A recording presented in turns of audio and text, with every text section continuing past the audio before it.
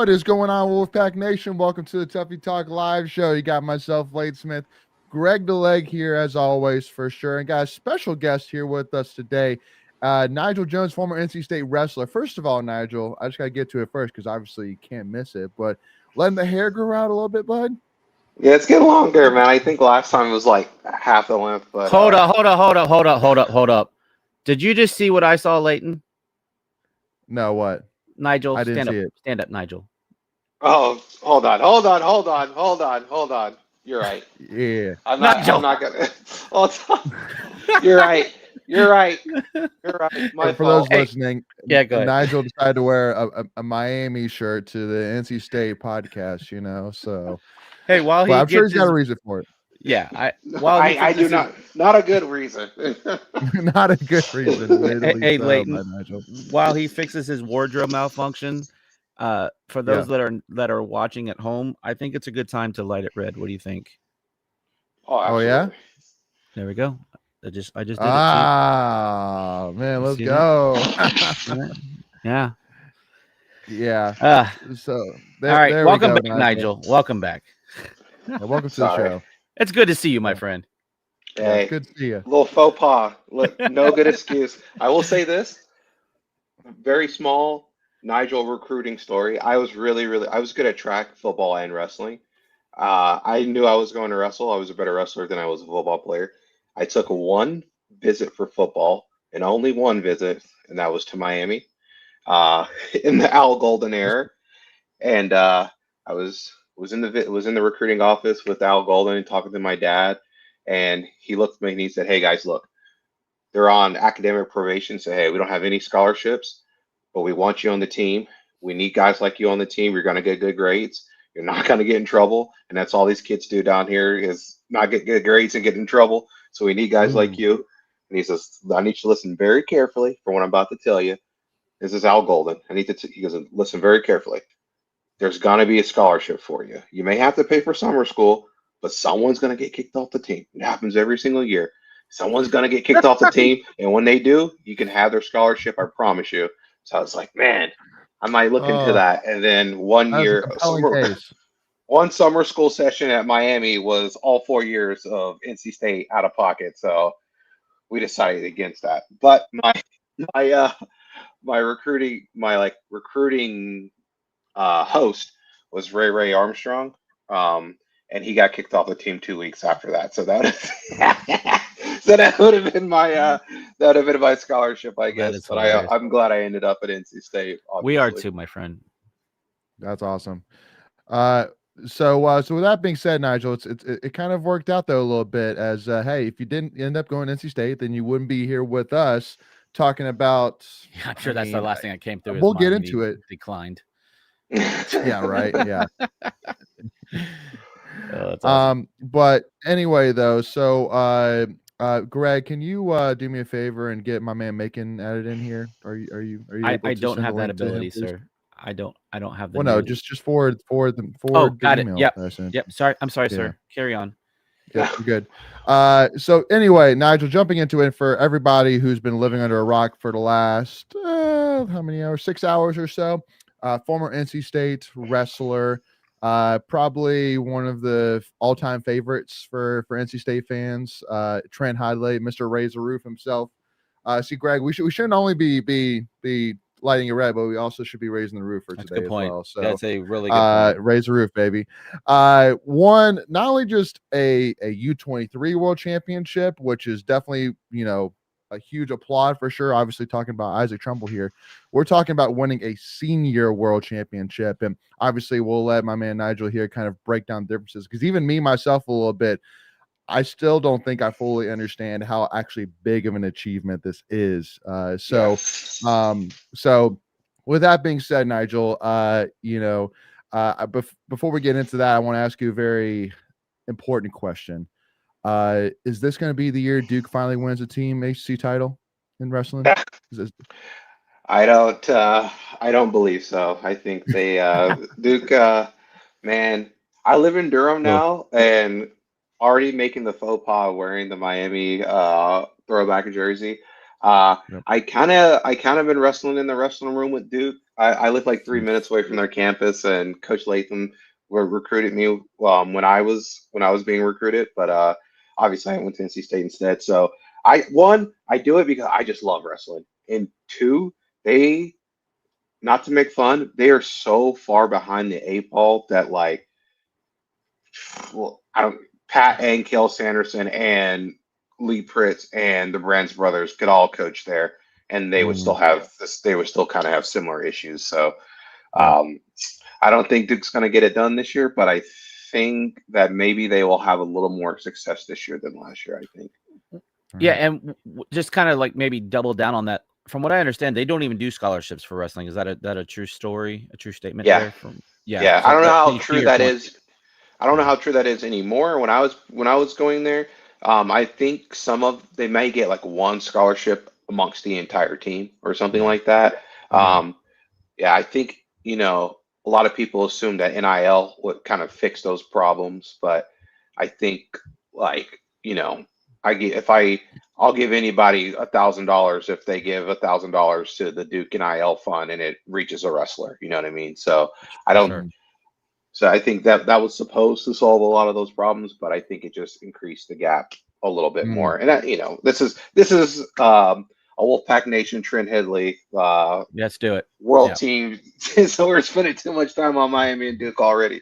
But yeah, I mean, just talk about in general, just how really big is it? Let's just hit the nail on the head first. How really big of an accomplishment is this today in high level, and then we'll kind of get down to the nitty gritty. Yeah, at a very high level, Nick Wisdowski was only able to win a bronze medal, right? And Nick is in the pantheon of probably one of the greatest NC State wrestlers of all time. Nick climbed the same mountain and was able to get a bronze medal. Trent goes out for his first attempt at the world team, or actually making the world team. He goes out there and he wins a gold medal. Now let's talk about the overarching impact of what that means. A non-Olympic year at a non-Olympic weight, Trent was able to win a world title. And throwing the qualifiers in there just so the people who are listening in, they're dialed into freestyle wrestling. The no sayums out there. Well, actually, like, just giving them that space, right? What that means to this NC State wrestling program is you can come here, you can train, you can win national titles, and you can win world titles, and thus you can win an Olympic title training at NC State, right? We got Coach Kelly was out there coaching him. We got Coach Esposito, who's been in that position where he's coached world team members and world team champions. We got Pat, who coached Nick at the World Team Trials as well to third place medal. So now our coaching staff highly credentialed at the world stage. Our coaching staff highly credentialed at the national stage. Coach Esposito, and me and Leighton talked about this ad nauseum last time. Coach Esposito has been a part of teams that won team titles at Oklahoma State. So that just for us, from a recruiting standpoint, from our place as a blue-blooded and wrestling standpoint, this is our arrival. Like, we've been here. We've already been here. We had Darren Caldwell, who was kind of making us a little bit of noise on the world stage, and then we had Tommy Gant, and then we had Nick Wisdowski, and we also had Hayden, we also had Isaac Trumbull, but now What we have about Trent. what about Mike Avelli? He's done a few things on the world stage too, hasn't he? Absolutely. That was Yeah. another thing. Mock got third at the World Trials, Yeah. and it was him and Trent in the same weight. So just as easily as Trent, well, not as just as easily, but just as likely as Trent won it, Mock was right there too. And Mock was a local kid from North Carolina. I think he won one state title, and Pat was able to transform Mock's life, his career, his wrestling journey in that type of way. So we're not trying to like downplay it or anything or overplay it or like, hey, it's one world title. There's schools that don't have that, right? Well, if I could jump in. So I was doing some research and prep for this. On the world stage, you have in the 92 kilogram weight class in the world, you have two top 20 guys from NC State. So Trent was at 16 and Mike was at 20. That was their world ranking, which is insane to think that they came from the same school from a worldwide perspective. Like that's incredible. So anyway, just wanted to throw those little stat bug in there. Yeah, Mock beat the backup Russian guy too. So like, and that guy was ranked ahead of Mock in the last like Russia versus America freestyle event that happened a couple of weeks back. So like, we got the two best guys at that weight. Zeke was at that weight for Isaac. I call him Zeke. Sorry, Isaac was at that weight for a little bit too. So before he moved up to heavyweight, like we got guys winning at every single weight now, right? Like, all the stuff that Pat was saying, it hasn't come to fruition for a national team like trophy, or we do have the one trophy, but the title's been a little elusive to us. But this is where it starts. Trent, that just their legacy of the Hidlay brothers, and we talked about that last time too. It's like they just keep giving to us, man, and we're like very lucky we got this. We're very lucky that NC State Wrestling is NC State Wrestling, and we got to witness those two guys as brothers do what they did. So it's just kind of incredible. So one thing for me, Nigel, I think for a lot of NC State fans listening right now, for even my wife as well, who even asked me about this, and I tried to explain it to her when probably did a terrible job of doing it. So what does it take to, first of all, get to the world championships, and then what does it take to actually win the world championship? So like what was the road that Trent basically went on to get to where he is as a gold medal winner? Okay, so Trent's journey. So there's two ways. Well, one way you have to win the big tournament, but there's two ways to qualify to earn your bid to even for the right to represent America at the World Team Tournament, right? So first of all, you have to qualify your weight. Our weight was qualified last year by Cal Snyder. Cal Snyder went up a weight class to 97 kilograms, but he was at 92 last year. So if that weren't the case, Trent, which he did, would have to gone out and won and placed at an international tournament or an international ranking tournament. So it isn't like you win your weight, you get to go, right? In America, like you have to win Pan Ams, you have to win some kind of ranking tournament outside of the U.S. Sometimes it's in the U.S., but you have to wrestle someone who's not American to get that a spot. So then, with that being said, Trent also had to go through a ranking series within a domestic ranking series where you either have to win the U.S. Open or win the World Team Trials. Trent, I believe, won the World Team Trials. Trent won the World Team Trials, and he had a really tough match against Josh Barr, who was the Penn State guy at 197 last year. And Trent had a real tough match with him. And then he had to wrestle him again at Finals X. And Finals X is the ranking. Finals X is if you win Finals X, you get the right to represent America at your weight class, and it's a best of two series. So you have to win, or it's best of three. So you have to win 2 matches out of 3. And I think Trent won both of his back to back. But it was a very, very close match. Both times he wrestled the Josh Barr kid. So and that kid's a U23 champ too as well, like Zeke. So he had to, and I think he might have beat Mock along the way, somewhere along there. There might have been some in-house fighting there, but at a ranking tournament of some sort. So and it's not like NCAA's where you kind of have to beat everybody, and everybody's good. Like once he beat NCAA. That's the thing about Trent. He unfortunately didn't get to win an NCAA championship, but he beat NCAA champions. He beat a world champion on his way to winning a world title. So, okay, yeah, Patrick Raymond, my bad, I was right. Trent won the U.S. Open. I got that part right, but then he beat Aiden Sinclair, I believe. Aiden might be a Minnesota kid. He might be wrestling for Minnesota, and then he beat Josh Barr twice at Finals X. So I was a little off, but I had the right people in the wrong order. My bad. But you're right. It's important it's important to have all the correct information there. So what you're saying it wasn't easy. It was not. No. I think some countries it's harder to win your domestic tournament than the world tournament sometimes. It's just the guys. Russia's like that. Iran's like that. Belarus can sometimes be tough. Any of those Eastern Bloc European countries, Kazakhstan, they'll have guys that are 3 or 4 guys deep, and any one of those guys can have a world medal. So it just kind of you don't need luck. You don't need luck to make it happen, but you do need a lot of perseverance. And that if you watch Trent's match, he had a lot. He was losing. I think he was down 8 by 1 point at one point, and it was a kind of if you watch the match, to me, I felt like even though he was losing, he was pushing the pace. He was dictating the pace. The Russian, he was representing UWW. We won't have to get into that, but he is Russian, and I think he didn't score a single leg attack. It was all off of Trent's action that he was able to score. So once I kind of saw that, I knew that Trent could potentially make a run for it.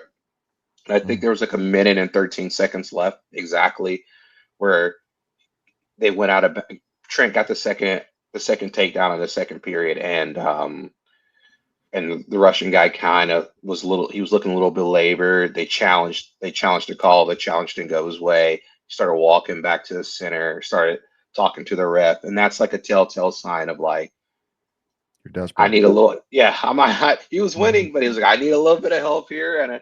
And the gas tank, it's a long tournament. I don't think he gassed out.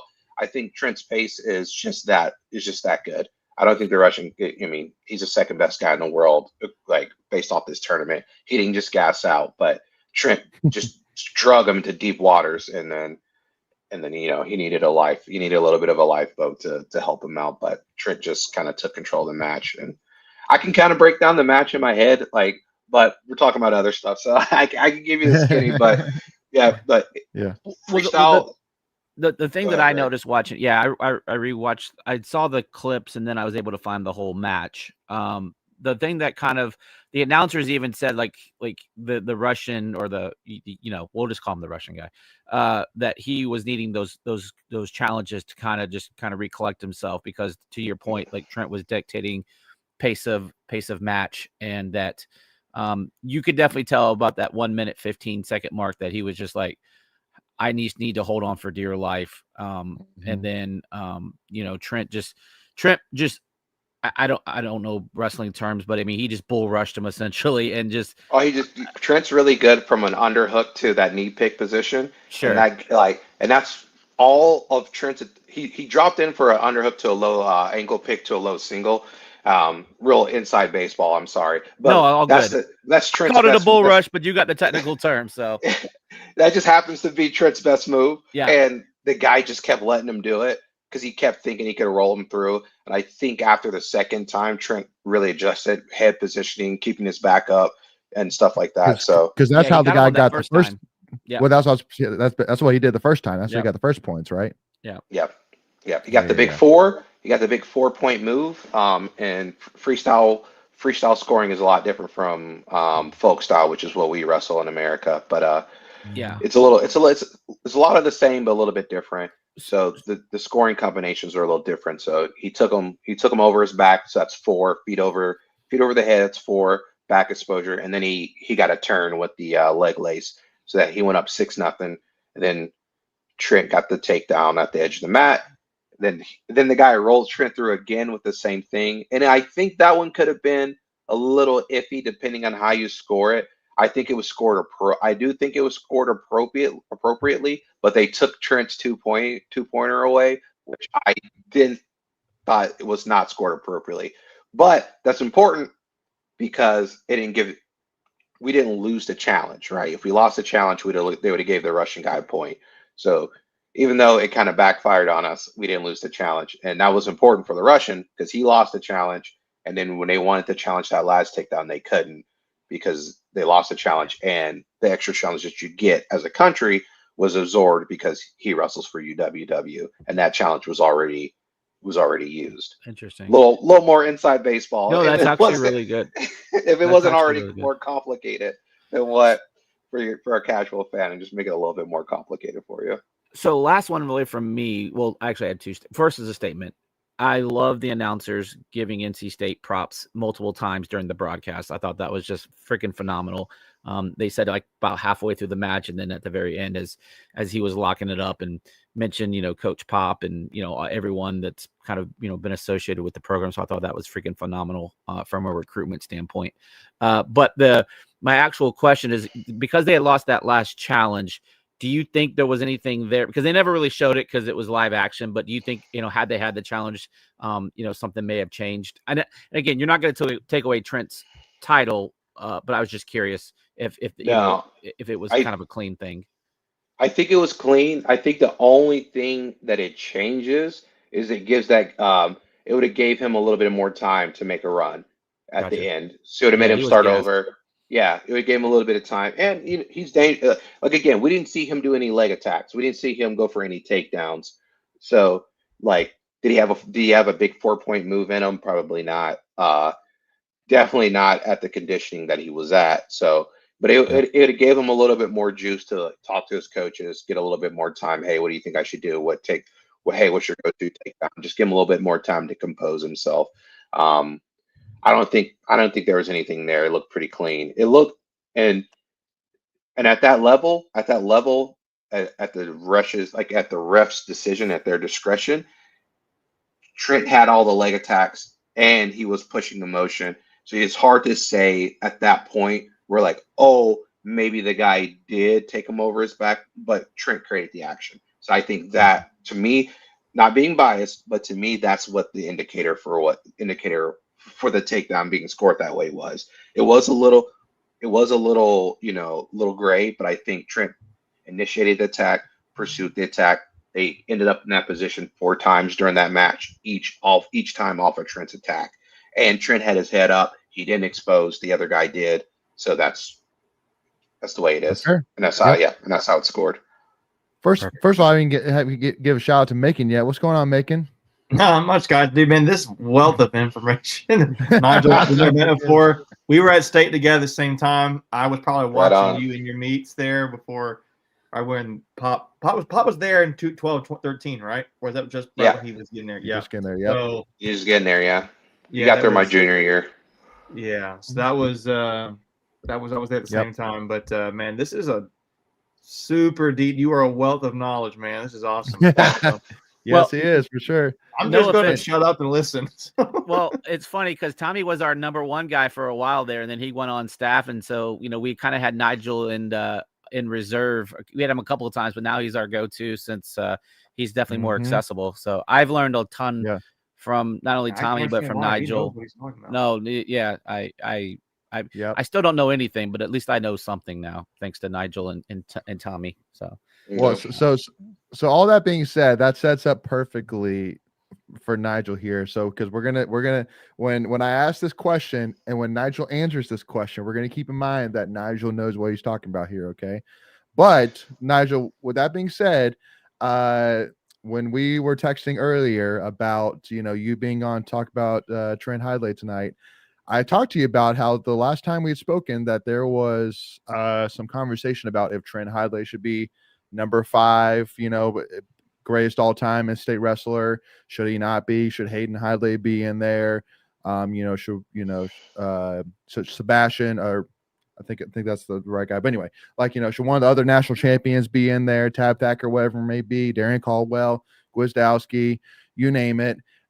Should Trent be in there? And then this even goes back to a story where I've said this before, where during one of the casino nights with In-State Wrestling, I actually showed Trent a graphic that I made where I have Trent as my number 5 greatest in-state wrestler of all time. And he looks at it for half a second and says, I'm not on that list. And immediately just waves it off and goes away, which obviously attests to the respect that he has for the people before him to say, probably understand that I have not won a national championship. There's guys on this list that should be on there that have won national championships. But again, it was a question this whole time of should he even be in the top 5? But Nigel, you said to me today that where does Trent Hidlay belong? Top 2. Top 2. Yeah, Top 2, Greg. Top 2. So, because I know, Nigel, that So Grizz is number 1, I'm assuming. Well, so hold on, because Nigel, you're a big fan.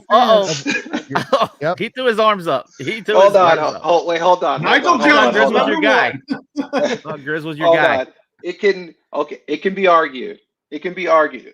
Nick has multiple world titles.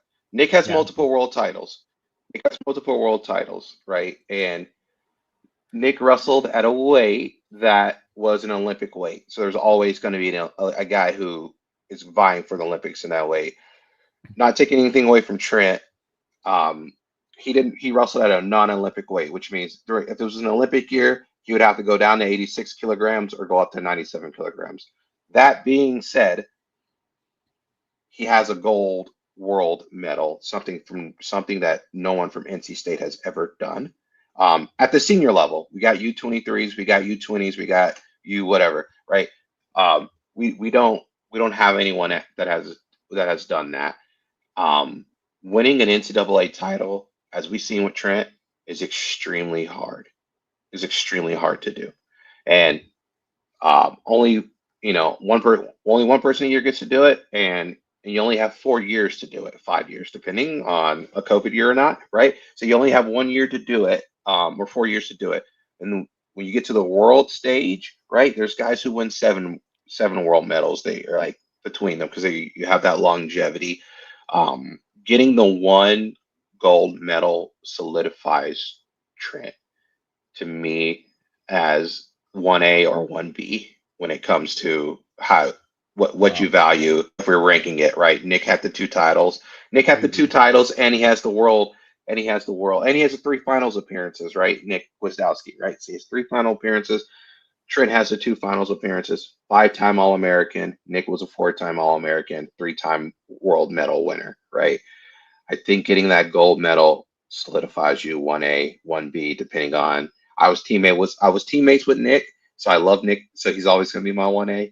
I was teammates with Darren Caldwell, so it really hurts me. Doesn't hurt me, but it's a testament how far we came. That one, I was teammates with both Darren and Nick. Man, I'm so blessed as an NC State wrestler, right, for that opportunity. What a time to be alive. Yeah, hold on, we weren't good, but 12 years ago. As a team, you weren't great, but individually, on the one half side of Reynolds, Yeah, so that part, Macon, say that part one more time. Yeah, because when it first started out, when Pop got there and you get started, it was like the old Reynolds, and they would bring the curtain down, and you'd wrestle one little. I mean, it was sad. It would be Macon, and then my mom and dad, and the other wrestlers' mom and dad, and then in the place watching the match. Yeah, and 7 other people are the wrestlers' girlfriends, right? So it's they're only there because they have to be. Yeah. And now it's what it is now. It's like a must-see event. So and I think Trent and his brother and Nick are part of that. Nick was selling out the Dorton Arena when they were doing the renovations, right? Nick and Tommy had the Dorton Arena screaming over there on the fairgrounds. So, man, that's why I put Nick at my 1A. Well, hold on. That's why I put Nick in Trent in that area. I'm not going to pick who's better, in my opinion. But like, man, just we're not in the position we are today without Nick, and we're not in the position that we're going to be in tomorrow without Trent. So I think those impacts, and Hayden to an extent, right, too, and Tommy and Mock. So like those guys are the modern what NC State as we are as a modern day wrestling program is due to the success that Nick, Tommy, Hayden, and Trent and everyone else, Ryan, Kevin, Jack, all those guys are all in between. So, but those two, in my mind, those guys were the leaders. Well, you guys laid the foundation for the Renaissance. I mean, I think that's probably fair to say that. Mock says, and you can call him. He says the reason he went to NC State was because I was his host, and I really made a big impact on him. There you go. I'll take it. I'll take it. See, and you didn't get kicked off the team 2 weeks later. Hey, listen. Unlike your host from Miami. I was a good kid. Part. He's like, what? Yeah, make him miss that part. We'll catch him up after the podcast. But yeah, so talk to me here, Nigel, a little bit, because obviously with Trent, I mean, first of all, I mean, I want to say, like, again, like it won't truly be a conversation like it should be, but you know, you talk about now some of the biggest names to ever come through NC State, you know, some of the most loved names in the history of NC State, and Trent is all four should be on that list for sure. Amongst the David Thompsons, etc., in terms of the biggest names, again, because of the fact that, I mean, literally one guy held Trent Hidlay back from being easily probably one of the greatest athletes to ever compete at NC State. One guy, and that was Aaron Brooks at Penn State. If Aaron Brooks at Penn State, you know, didn't come around, not necessarily somebody couldn't take his place, but just you look at that was his what Trent, you know, went through. The only reason he has not won a national title was because Aaron Brooks beat him. Like, simple as that. So that's why, I mean, I can't hold it too much against him, because I mean, I think Aaron Brooks, you know, even now is going to go down as one of the greatest wrestlers of all time for sure, and rightfully so. But with that being said, I want to kind of ask you, because, you know, like you had kind of talked about how the impact that Trent, you know, will make at NC State, not only has made, but will make. And because one thing I know about Trent is, you know, we do have wrestlers that have kind of spread their wings and gone, you know, elsewhere, you know, trained elsewhere, competed elsewhere, wherever that may be. Yeah. Trent has been and still is NC State through and through, like, you know, and I think that hopefully now, especially with this should only even increase the momentum around NC State wrestling and the Wolfpack RTC as well. So with that being said, like, do you, like, how much do you truly like in what areas do you truly think that this is really going to take NC State recruiting, you know, really to that next level, you know, like kind of what do you think is going to be the fallout from this? And how the you think fallout from this is going to be, you know, Jack Forrest, high schooler. He wrestled in the same world tournament. He's from North Carolina. He's a part of his recruitment, and he's going to Oklahoma State. A bigger part of his recruitment is he wanted to be able to wrestle for world titles when he was in, like, a part of his journey, even through college, right? Now, I think we have guys on our team who compete for age level world titles and things like that.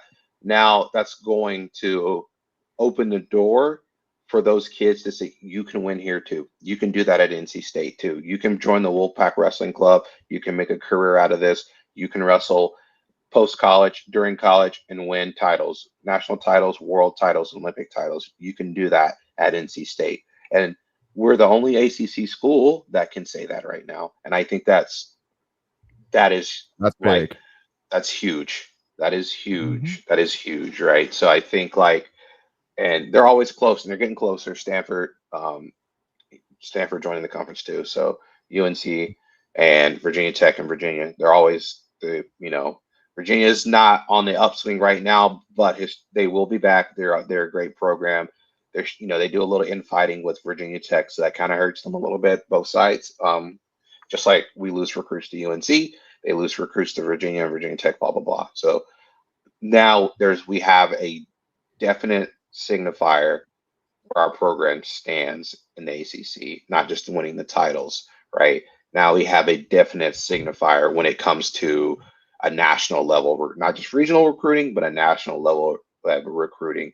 There's kids in high school, PJ Duke, who also wrestled in his world tournament, who's still in high school. Jack Force had to miss class, had to get a note from his principal to be able to wrestle in the tournament, right? So I think now we can see that those high schoolers, those kids who are coming up now who are really fantastic, who can really scrap at a young age, they can come here and do the same thing.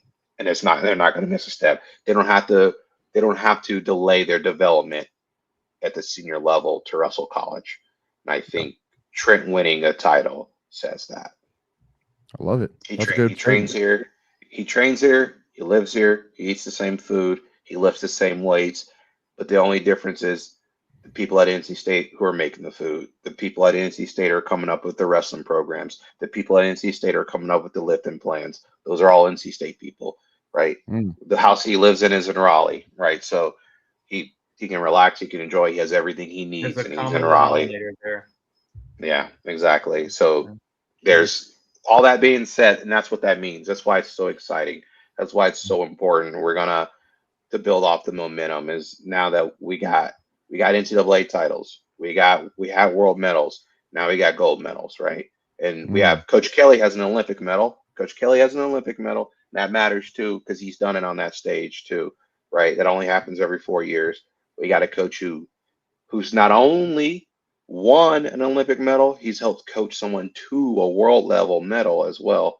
So we got everything you need here. We got and then throw in Esposito, throw in Pat, right? Throw in Tommy. And it goes beyond. Tommy's fighting on Dana White's Contender Series tomorrow. So it goes beyond the world title for wrestling. If you want to wrestle in college and then go the MMA route afterward, Tommy Gantz here. He's doing the exact same thing. So, and then if you don't want to do that, you want to do jiu-jitsu. I'm winning jiu-jitsu tournaments just based off my wrestling too. So just like you can truly. Hey, I got a little flex. Get my Toro Cup. Get my Toro Cup shirts out here. But like just giving like that little flex of that we can win here, and different between all our other sports that we can win in football. We're seeing that. We can win in basketball. We're seeing that. The difference between all of that now is that we're putting the pen to paper at the wrestling program, cross country program. We got world titleists at the cross country level and in the track and field level, right? We're putting at the baseball level. We're putting people into the MLB, Trey Turner, guys like that. And then so when that happens, when we capitalize off that momentum, right, it just builds a better environment for everyone around. So, and the last point, which I want to make as well, is keep in mind, again, Trent's still only entering the prime of his career as well. I mean, this isn't going to go away anytime soon for him. So, but to wrap this up here, Nigel, before we let you go, I want to end on a little bit of a fun note here. But does this picture right here shock you at all, Pat Pop? Brother, that made no sense to me. I saw that. I say, Pat, I understand why Vino's shirt was off. Why was Pat's shirt off? And how did that happen? So they're honoring. Yeah, they were the Alpha Wolves 2 weeks ago, and they just kind of, I guess, went a little Hulk Hogan style and just ripped their shirts off, and they did it in unison. So I would love to know whose idea that was. Wasn't Vino's. Vino won a national title and only wears designer now. He's getting shirts specially made just for him. Yeah, it was awesome. They definitely set the bar for future Alpha Wolves. That's for sure. Yeah, I can't rip my shirt off. I'm not that strong. Someone mentioned Chuck. No one wants to see me rip it off, even if I could rip my shirt off. So I'm with you. Someone mentioned Chuck Coates in the comments, so I definitely want to shout that guy out. He and my high school coach were really good friends. My high school coach also wrestled at NC State, Mike Koob. And Chuck was as passionate I am, and I sound about NC State wrestling, and I actually wrestled there. Chuck was probably 30 more times as passionate. So, and I know, man, he'd be going nuts right now, and I think we're going nuts for him in some regard, right? But sure. That'd have been really special for Chuck to be a part of it. So I just someone gave him a shout out in the comments. So I just want to make sure that was recognized. Absolutely. No. Well, Nigel, we appreciate you, man, for sure. We'll definitely get you back on here before wrestling season starts back up again. Talk about your guy Vino here for sure, and what does he do year 2 Yeah. defending How's he his follow title. up? So we Yeah, gotta talk I want about to it, do man. like an oral history. One thing Coach Jordan used to do would like he would sit us down before practice and just give us like a 30-year because he was with the program. He also wrestled NC State. He was with the program so long he knew everybody. And Coach Guzzo would come in and he would tell stories. So we have a lot of oral history of NC State wrestling. So Hmm. I saw like when Vino won, someone was like, "This is our first freshman champion." I was like, I had to be like, well, actually, it's not our first freshman champion, but I'm glad you brought it up because Matt Reese was our first freshman champion. And not only was he our Look at first this. freshman champion, he was our first champion, period. So I think that one Ooh. day I want to give one day we have time, I want to give like 20 minutes just to give you the oral, Chuck Amato wrestled. I mean, like how did that end up happening, right? Like he Yeah. wrestled, but he didn't wrestle in college. And then one day somebody got hurt and then they asked Chuck to come wrestle, and then the rest is kind of history. He kept wrestling for us, so he ended up winning a conference title too. So, stuff like that. People don't know that Chuck Amano, the football coach, actually he wrestled a couple of matches and won conference for NC State wrestling. So, I love it. Yeah, we'll definitely make that happen 100%. So yeah, Nigel, always appreciate you coming on, man, for sure. Glad to have you as a part of it, man. And again, a great day for sure to be NC State fan, that's for sure. So yes, sir. appreciate you Light it always, and we'll red. have you on soon. Light of Yeah. red, baby. Yes, Absolutely. sir. Appreciate you, Nigel. We'll talk to you soon. All right. Always good seeing you, All brother. right, right on. All right. See you, bud. All right, man. So we're back to it here. So I mean, obviously, again, just got to give Trent Hidlay all the roses, man, for sure. I mean, just put a huge spotlight on NC State today for sure, and probably will for some time here for sure too. But man, what a great time! But again, to be NC State fan right now, between you got Trent Hidlay winning gold medals and world championships. You got men's soccer, who's top 5 in the country right now, undefeated actually. Knock on wood over the here. weekend. What's that? I said they beat number 18 over the weekend 2-0. They beat Florida Atlantic. Yep. So I mean, just excited about them right now. And then on top of that, you have NC State football as well, sitting here 3-0, and also too finally just taking down one of the toughest places to play for NC State, and that's playing at Wake Forest, and and really took control of it here in the second half. But Greg making, we're definitely going to use this here, but I just wanted to give you all a heads up that what really grinds my gears is back. And it's a new version as well. So definitely make sure that first of all, if anybody in the comments has really grinds my gears, make sure to put them in the chat. But Greg, we definitely got to use it here as well. But actually, too, you know what? Let's start from more on the fun side here, because it actually truly is something that really grinds my gears. Because man, I was dying on Thursday night. So with that being said, you know what really grinds my gears? That darn food truck lighting on fire and about killing everybody in the stadium, man, dude. I mean, I don't know about you, Did Greg. it smell? Did it smell? It hurt. It hurt, like especially late after it's been sitting for a while. I got to be honest with you. If I'd be lying if I didn't say I was starting to panic a little bit, being like, okay, this is starting to hurt right now. Like, What do you mean hurt? Like your breathing was having a hard time? Yeah, breathing. Yeah, Yeah. it hurt to breathe that crap in, man. It was rough. Yeah, you were much closer to the scene than we were. We were on the opposite end. And Kristen has lung issues, and she was like starting to be like, I'm like, are you okay? Like, are we gonna be all right? Yeah, if she was like, at first I just thought it was them cooking, because it was Right. it was a smokehouse barbecue joint. So it's okay, maybe they just got some fresh ribs on, or I don't know, Got a little whatever. excited. Yep. Yeah, and then and Kristen's like, no, that's like oil. Like I smell oil, and I'm like, I don't smell it. It just smells like smoke. Like, and she's like, no, I'm pretty sure. And then yeah, it was it got pretty serious. I'm actually shocked that they did not stop the game, because that Me was too. exactly the end zone that we were going into, Yep. and it didn't show it on TV as bad, because I went back and watched the replay. No, they didn't. It was like a little It blip. was Like, foggy. it's a little It gas was- fire. I'll figure it out. Yeah, it was really thick. It was really, really thick, because it's an open air. So like, there's no like even like building to kind of block it. Cause Yep. if there was like an end zone, enclosed end zone, it probably wouldn't have been as bad. But it just kind of just wafted right into the field of play, and yeah, it was pretty thick.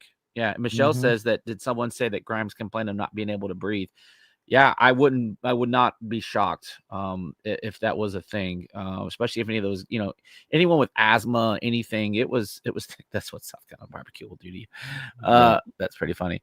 Yeah, the video was funny because I think I got like a tweet or something and I was like, oh no, you're right, Chris, and it was a legit fire, and they even took time from the broadcast to like break away from the game. That was pretty wild. It looked cool on the screen, like it kind of gave this foggy kind of look to the game. But you're like, but I mean, I didn't even think about how it might be for breathing it in and smelling it. So it was rough.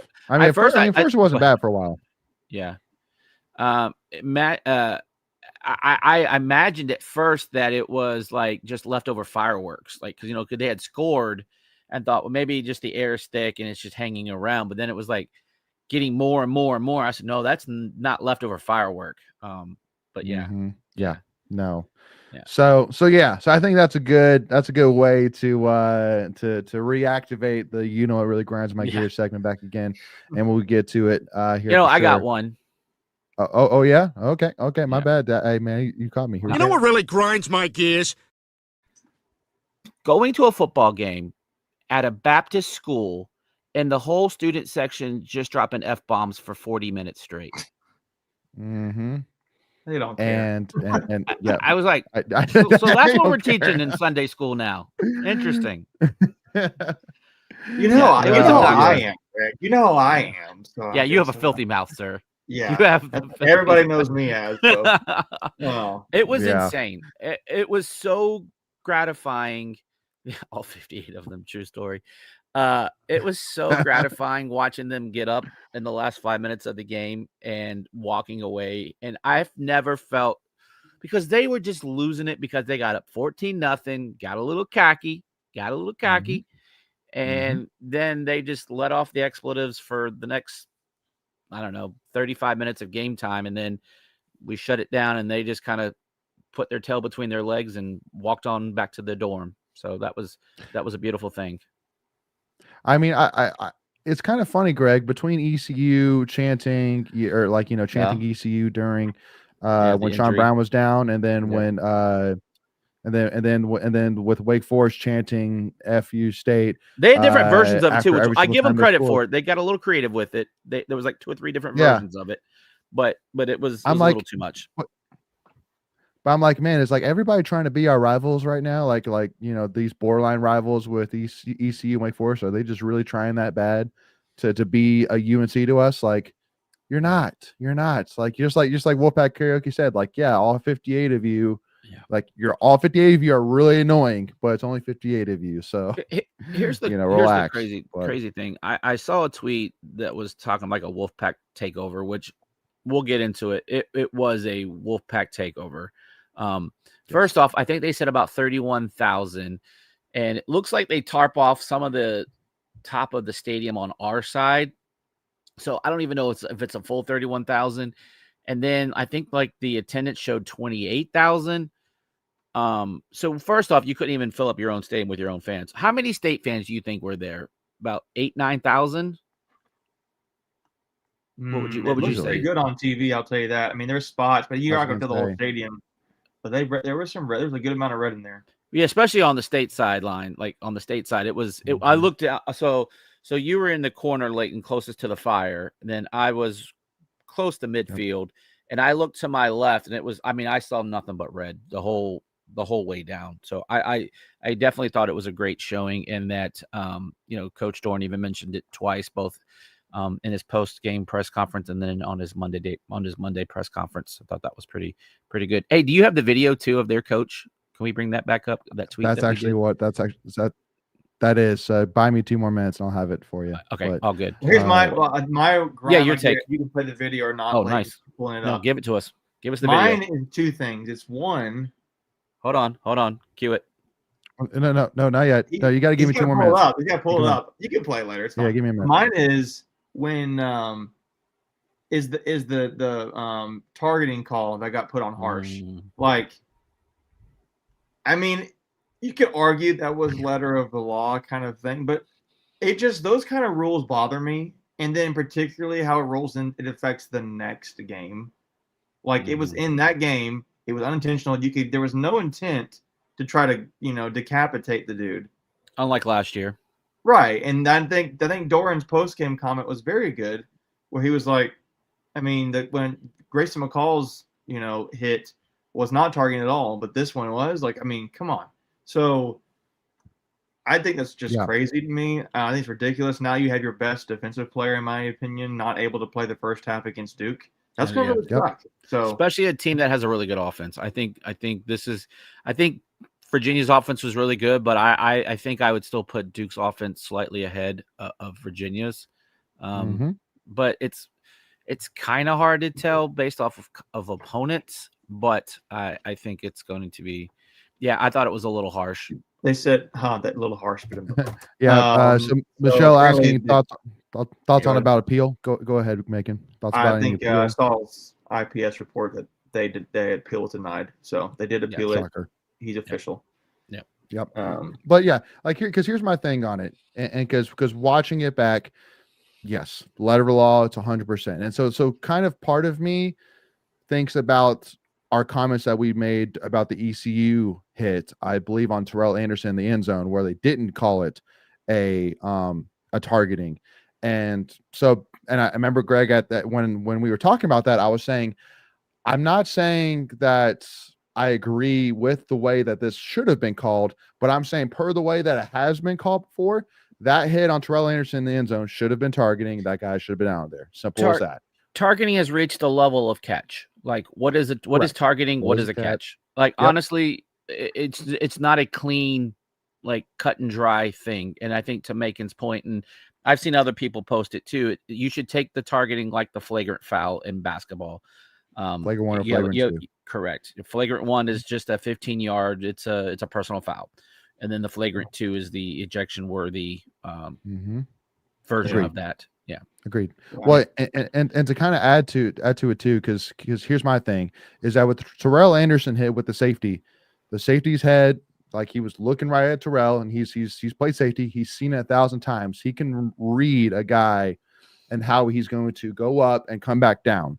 So he easily could have avoided his shoulder directly to the head of Terrell Anderson, a defenseless player. The problem I have with Harsh, and the reason why I think we all have an issue with it, is because as he had already decided, I'm going to go in for a shoulder hit on Robbie Ashford. He didn't know this, but one of our players, I think it was Caden Fordham, maybe, had wrapped his feet, and then Robbie Ashford started to fall. Well, at that point, when Robbie Ashford started to fall, Harsh was already in mid motion.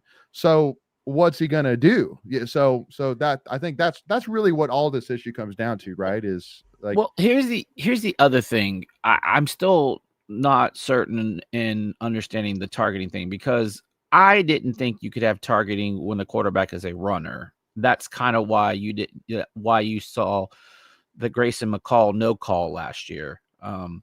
But I guess it can be, because again, the targeting was more for like the defenseless player, or like using the crown in a launching position. Like there's steps that have. Oh, Gray, you got put on mute. You're good. You there? You got me? Yep, gotcha. So what I was saying was, you had to have the mechanics for it to be a targeting, and I didn't think they were all there, but apparently I don't understand the rules again. So we're back to what's targeting, what's not, what's catch, what's not a catch. Right, exactly. So, Mick, I know you got to go here soon, man. So I want to jump to one topic in particular that I know you're going to have a lot of fun talking about here. Hollywood Smothers, man, like real deal. What I mean, and I mean, greatest running back Dorrance had in his tenure. Like, where would him versus Naeem Hines? Is he there yet? If he, well, guess who's the competition here? Who's the competition? Is it going to be Hines or is it going to be Days? Are you counting Hines as a running back solely because they used him in a right? I mean, to me, Matt Days is probably the best running back. Although there was the one season that Gillespie had that was pretty awesome, but I mean, I don't know. I mean, I think it's debatable for sure. I think it's too early, personally. Yep, nope, agreed. I mean, this is simply just from an eye test perspective. Like, yeah, no, he easily, if he continues this way, he's going to be a top 5 in-state running back. I mean, he's on pace for 1,500 yards, which is insane. Is he going pro this year? He can. He can. I don't know. Like, that's a great question. Yeah, like, he's averaging about 5 yards or so a carry, maybe. Yeah. Yeah, over 5, somewhere there. Gut says no, but head says yes. And the reason I say that is because the longevity of a running back is not a lot. You're lucky to get to a second contract in the NFL as a running back. He's already had a little medical history early on in his high school years, so there's those little extra wear and tear there. I mean, I say go get that money while you can, but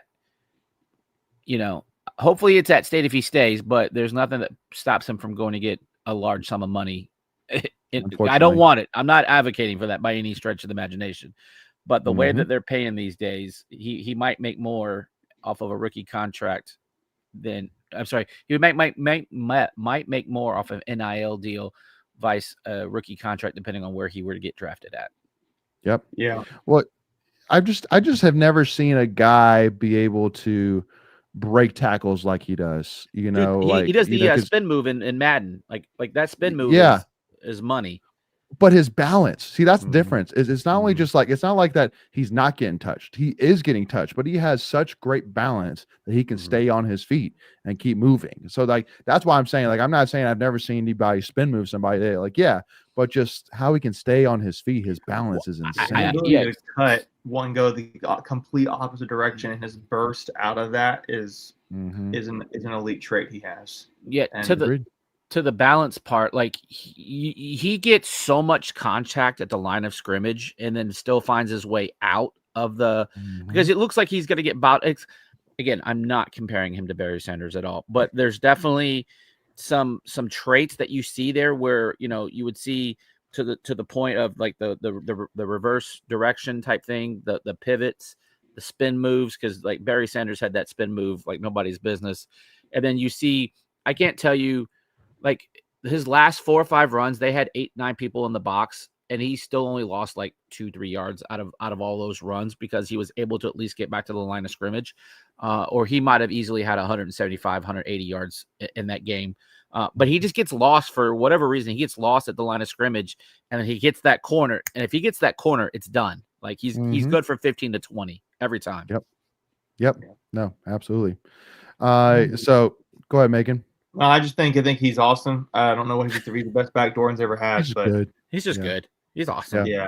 I mean, he needs to stay healthy. So they find a way we can stay healthy, and it'll be really interesting. I think to their benefit, they need to figure out a way to do basically what Doran wants to do, in my opinion, and that's get an early lead and run the ball. He's not like a dominant runner, like between the tackles kind of guy, but to me, you can lean on his running game later in the game if you can get that lead, and he's so good that you're leaning on something that's you're one of your best offensive, options basically. So and I think what will only make Hollywood Smothers better is Duke Scott getting better. As you see him getting better, like where he trucked those 2 guys off that catch, put a shoulder into him. He put a shoulder into him and took out 2 dudes. As you see Duke get better, they'll be able to lighten some of Hollywood's load, and that will make him better, especially later in games. Yep. No, absolutely. Making any other final comments, man? I know we need to let you go, bud. I think the Duke game is going to be really interesting. How are you guys feeling now, particularly with Harshout for the first half? Somebody's got to step up. I mean, it's just that simple. I know it's very cliche, but someone's got to have to step up. Right now, the line is a 3-point favorite for Duke, 3.5. So this is where I think you're going to miss Harsh the most, is from his pass rushing ability. I think Duke's very much a pro style offense where they like to drop Mensa back and throw it 45 times. So you're going to want to be able to generate a pass rush. I'm not as concerned, especially the way like we handled what was his name? Crawford? What was it? Caldwell, the running back for Wake Forest. Caldwell.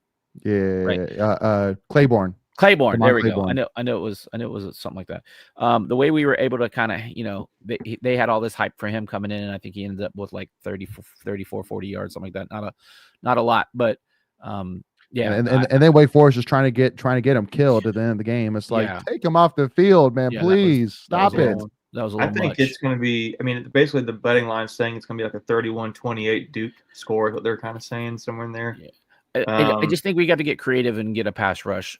I know we did better against Wake Forest in generating some stuff, but not enough. And you're not gonna be able to give Mensa all day to throw back there. Yeah. The other what really grinds my gears was him. Hey, we got. You know what really grinds my gears? Yeah, it's the first half defense. It's the bipolar nature of our defense. It's like, why can't we get this going in the first half? Why is it like second half something dramatically changes and now we get all the stops in the world we want to? And I don't get that. I don't know what that is. To me, that I don't know what the coaches need to do or what their lack thereof not doing, but it just really blows my mind. It's irritating. So to that point, from the last drive in the first half for Wake through the rest of the game, they had 45 yards of offense. Yeah, they had one first. Someone said it was one first down in the entire second half, and then one with the penalty. One first down, and it was a penalty. Yeah. Yep.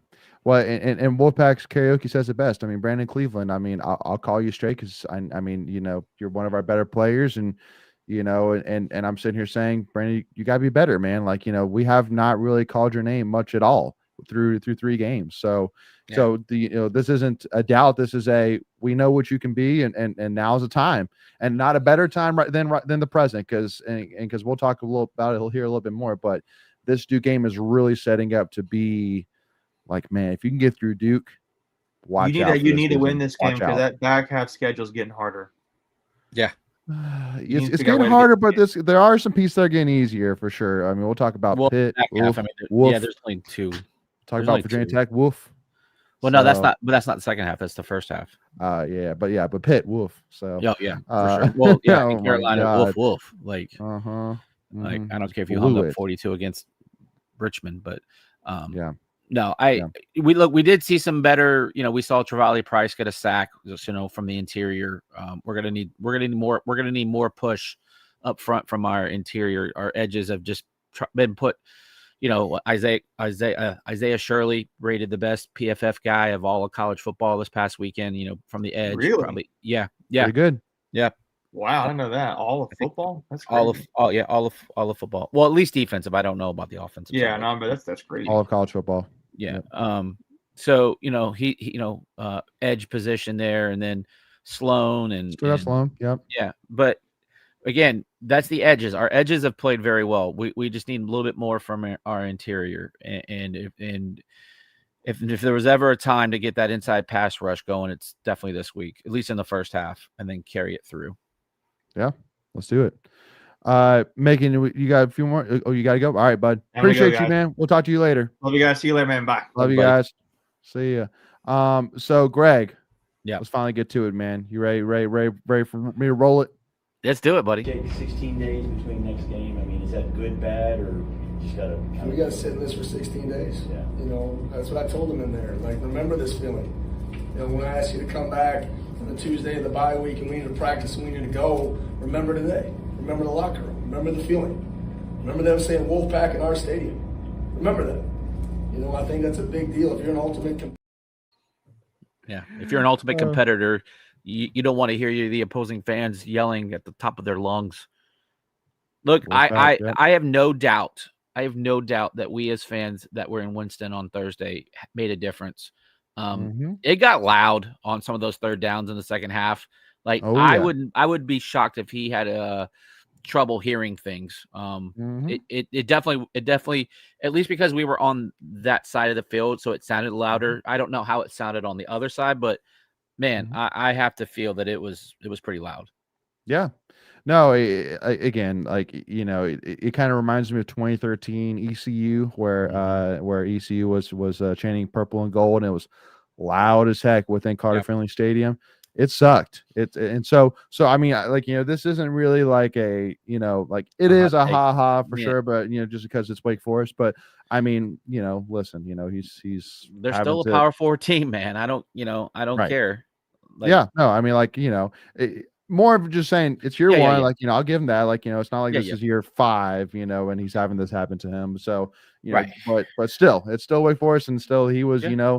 he was still ranting, and raising the troops and all that, rallying the Sure. troops for this week, for this game. But yeah, definitely listening to Wake Forest fans talk about afterwards and how Robbie Ashford's an issue. I'm like, I mean, he threw for 225 yards in the first half. So, I mean, that's, I mean, just, it's just more of just crazy to me, which, I mean, again, it's fans. I get it. Short for Nags, how, Yep. it's just, like, he's a problem. But I'm like, well, he had a pretty good, again, I do got to give him props for sure. He definitely made some really nice throws for sure in the first half, and so those weren't flukes. Yeah. I mean, look, a couple of things. I mean, we can probably kind of start breaking down the game a little bit, if you got some time. I know we're at an hour, but I'm good for a little bit.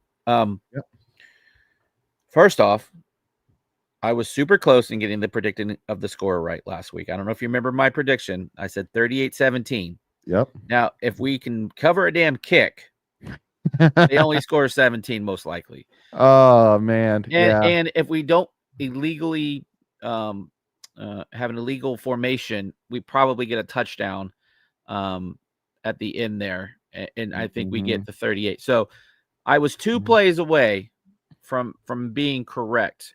Now I will say, and we've mentioned it a couple of times, again, you can't take the points off the board. They did happen, but your defense only did surrender 17 points. Okay. So like that's a kind of an important thing. Gave up a ton of yards and a ton of third down conversions in the first half.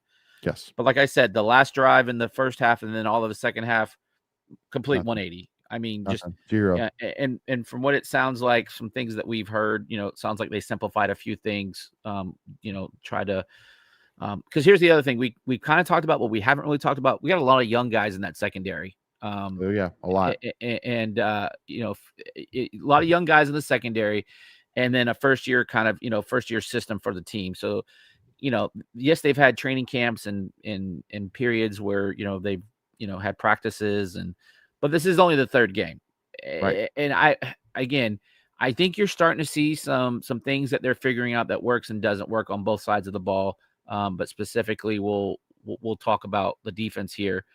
They've done a great job of adjusting. Like I feel like that's always been a bugaboo of fans about Dave Doran led teams is the lack of adjustments.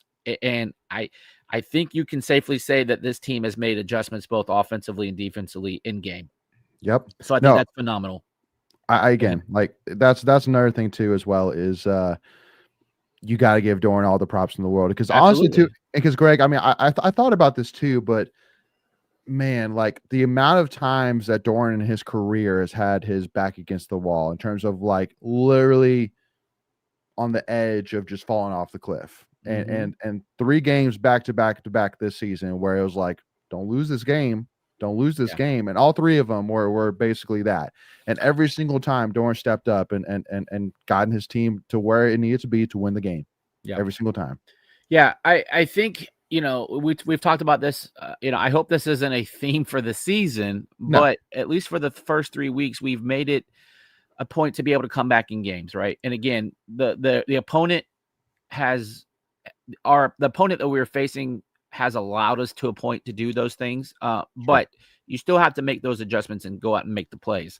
I'm glad they're figuring out these things now instead of the back half of the schedule, like you talked about earlier, because I'm not sure many of those opponents will give us that ability to do that just because of the quality of level of play. Yep. But I think as you're seeing this, right, this is 3 weeks in a row that we've had to kind of come back into a game and come from behind. Yep. You know what that does? That builds confidence. And so if you get into these adverse situations on the back half, I don't think you're going to see a team that's going to quote unquote crumble or quit or any of that. And I think that just when you start playing with confidence, I think no lead is insurmountable, and I think we're gonna see some of these early season struggles really pay off on the back end as well if we're in these situations again moving forward. Well, again, and honestly, Greg, I'm sitting here saying honestly, I really like this team right now. I I really love it. like where they I are. love them. It's I love where it is because of the fact that you've played 3 quality I call them quality opponents.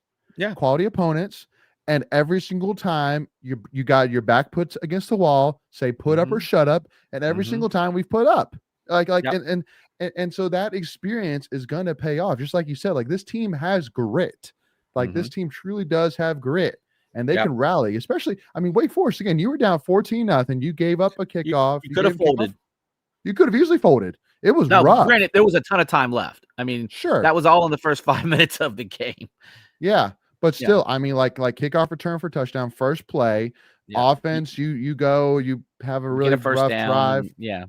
And then next first offensive drive for Wake Forest, they go right down the field. Easy. I think it was like 90 yards, if I'm not mistaken. Like it was like 85, 90 yards. It was they marched it down. Yeah. Because they had that one big chunk play to the guy that the Washington State transfer that got the touchdown. And gosh, I honestly he was nowhere to be found after those 2 plays. And then they tried to like run like a reverse thing on it late in the game.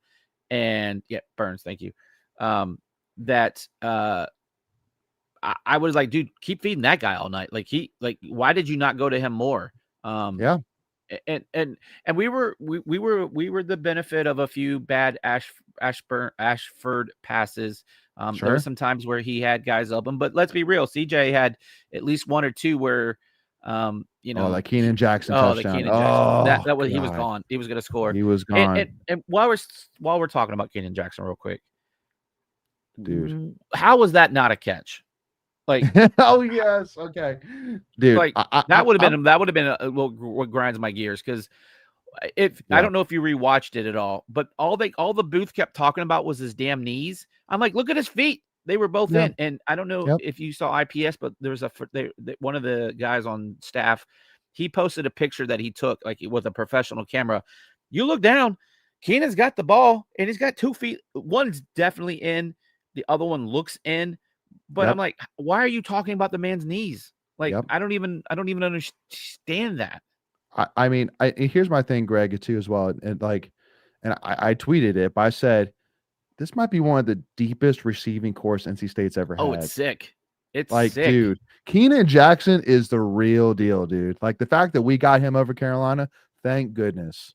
Like, and more of thank goodness UNC doesn't have him more than that we do. Yeah, because he is the real deal. No offense, we could be okay without him. I'm glad we have him, but he would be a star on Carolina's. Oh yeah, because they literally have nobody. They have nobody. But I mean, like, yeah. I just love how unselfish these guys are. Yeah, well, and again, because the biggest thing I love about Keenan Jackson is he's probably the best run blocking wide receiver we have. Like he blocks his butt off, man. Yeah, if you watch tape back, but I mean, and Preacher Man talking about Jolie, like that's the thing, man. Weapons wise, dude, Greg, we think back to 2017. We think back to 2017 with Naeem Hines, Jalen Samuels, Jacoby Myers, Kelvin Harmon. But I'm sitting here saying this group is right there. This group is right there, if not better, easily. Like they're it's either dead even or this team is better. Simple as that. Well, I definitely I would say it, like, so if you're gonna compare them, right? Like, sure. Like who is Jacoby Myers right now, right? Like, who would you say fits that mold? Because I think, like, this is gonna sound crazy, I think Keenan Jackson's our best wide receiver. See, here's my thing. If you look at next year's team, you got to invest in Keenan as much as I hate. Because Noah's great. Noah's done really well. He's done well. I just don't. I don't know. I don't know if we're really using Noah in the right way. Agreed. I don't see a ton of verticals going with him. He's been great. Noah's been great on third downs, and so was Keenan Jackson. Like I can't tell you how many 3rd and longs we've converted this. I would love to go back. I need to probably look at that. But like, you need 3rd and long, Keenan Jackson or Noah is your guy. I just wish I still wish we would push it down the field a little bit more. I really do. I think because you saw it that one play where, they had the offsides. So CJ had the free play. He goes to Keenan and they call Keenan out of bounds, but he draws a pass interference at the same time. Like you can truly make that a play where if you give him a 50-50 ball, I love our chances with Keenan Jackson and or Noah Rogers. I like everybody, to be honest with you. I think all of our guys could be really contested. Contested catch guys, but I would love to see a little bit more of that. Yeah. Well, and again, it's just like, right now it's kind of funny, but I think it was the first game Wesley Grimes had like 110 yards passing yards, something like that. Yeah. I mean, it's going to be tough for that to happen too many times for one guy to have more than 100 yards just because we spread the ball around so much, which is great. Yeah, everyone was like 3, 4, 5 catches. I mean, they're all like bunched within 1 or 2. Even Smothers, I think, had 3 catches. Well, and the other thing I love too is that now that Jolie's finally got on the board with 2 touchdowns, I think almost all the main guys have gotten a touchdown at this point. The only guy that I'm not sure has gotten a touchdown is Terrell Anderson. Has Terrell Anderson had a touchdown this year yet? I'm not sure. I can definitely okay, because I mean we know Grimes does. We know Rogers has. Keenan Jackson got one against Wake Forest, which was hilarious because then he did the finger, the silence finger to the crowd, which was awesome. So yeah, and again, excited for Jolie to get in there, but because that's another thing as well, which I love is that like that Wake Forest play, which was brilliantly called. I mean, I'll give Wake Forest props. It was an all or nothing play, which I get for sure, but basically bringing everybody and basically letting every single receiver be one-on-one. It's just great with a guy like Jolie and pretty much all the guys across the board that you're like, listen, like just throw it up to one of them and you're going to feel pretty good about whichever the 5 that CJ Bailey threw it up to. Yeah. So, to answer your question, Anderson does not have a touchdown catch yet.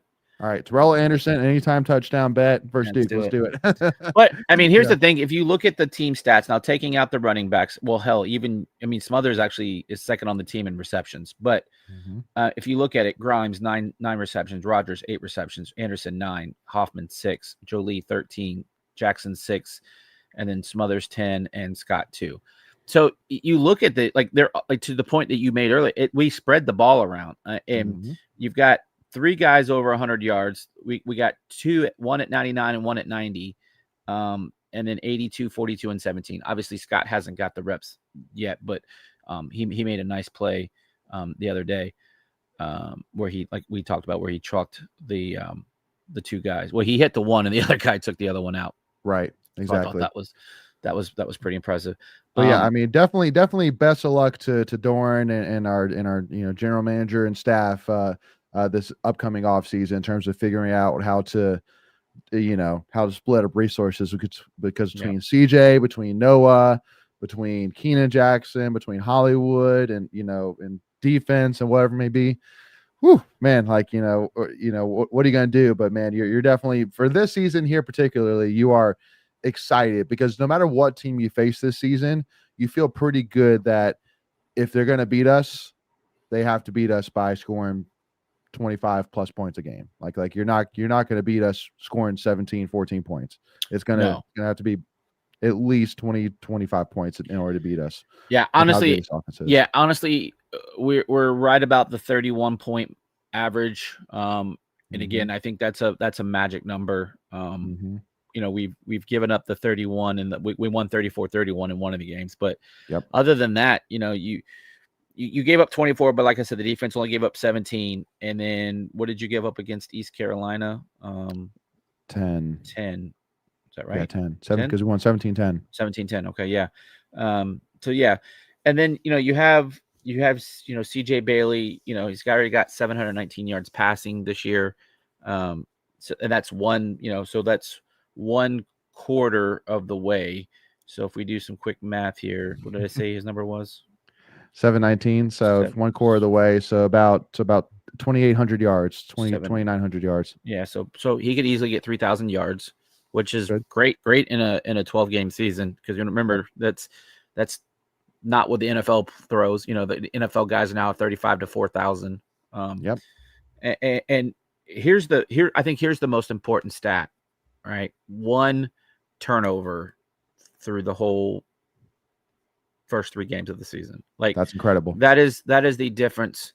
We are, I think we're plus 4 in the turnover margin. Yep. I believe that. I think that's right. Yeah, I think that, let me see. Because we were plus 2, plus 3. Even. Yeah, I think we're either plus 3 or plus 4. So again, winning those turnover margins are huge. I think just the one thing I still think we need to clean up is the self-destruction penalties. I think we had 8 on Thursday. Killed some drives. I already mentioned the illegal formation. That targeting one was one that it was a I'm okay with the targeting one because it's an effort play. You hate to see it, but it's an effort at least. Yep. These pre-snap ones are just trash. I mean, Yep. not lining up correctly. I mean, that's shit you learn day one. I mean, Yep.